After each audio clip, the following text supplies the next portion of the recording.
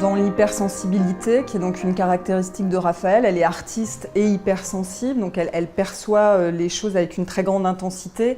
Elle est en plus synesthète, donc ça, la synesthésie est assez peu connue du grand public, mais c'est simplement la capacité d'associer des sensations distinctes.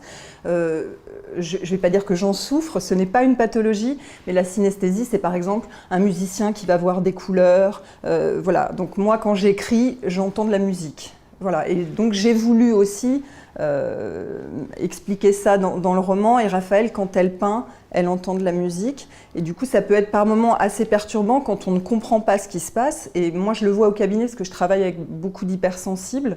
Ils ne savent pas qu'ils sont hypersensibles. Et quand ils ne le savent pas, c'est absolument terrible pour eux parce qu'ils ont l'impression d'être anormaux, d'être débiles, d'être faibles et de voir des gens qui, eux, avancent et sont forts. Alors qu'en fait, ce n'est pas une question d'être faible ou fort, c'est une question de percevoir des choses ou de ne pas les percevoir.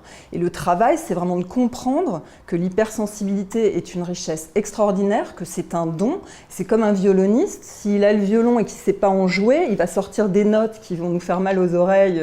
Et l'hypersensibilité, c'est pareil. C'est comment on arrive à justement faire de cette richesse quelque chose pour soi-même et pour les autres. Et c'est merveilleux de voir comment les personnes hypersensibles, quand elles comprennent qu'elles le sont, quand elles arrivent à en faire quelque chose et à vivre avec cette richesse, ça peut décupler leur potentiel et les apaiser en profondeur. Donc Raphaël est vraiment dans cette description-là.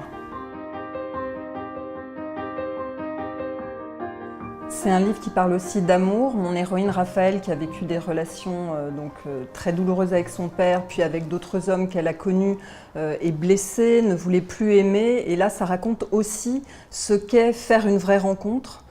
Pour elle, croiser un regard d'homme qui ne soit ni vide ni avide, mais qui soit vraiment dans le lien. Donc ce que c'est que d'être en lien avec quelqu'un et pouvoir avoir le courage, parce que peu à peu c'est ce qu'elle va réussir à faire, de se montrer tel qu'on est à l'autre, malgré ses blessures et malgré la peur qu'on peut avoir d'être à nouveau blessée. Donc elle sort d'un enfermement qui a commencé dans son enfance par rapport à son père, dans des liens très douloureux, et comment finalement elle peut vraiment être en lien, rencontrer un homme, mais aussi d'autres personnes. Et vraiment là, ça parle des liens qui guérissent. Comment le fait d'être en lien avec l'autre me remet en lien avec moi-même. Et c'est sans cesse ce va-et-vient sur lequel je travaille aussi au cabinet avec mes patients.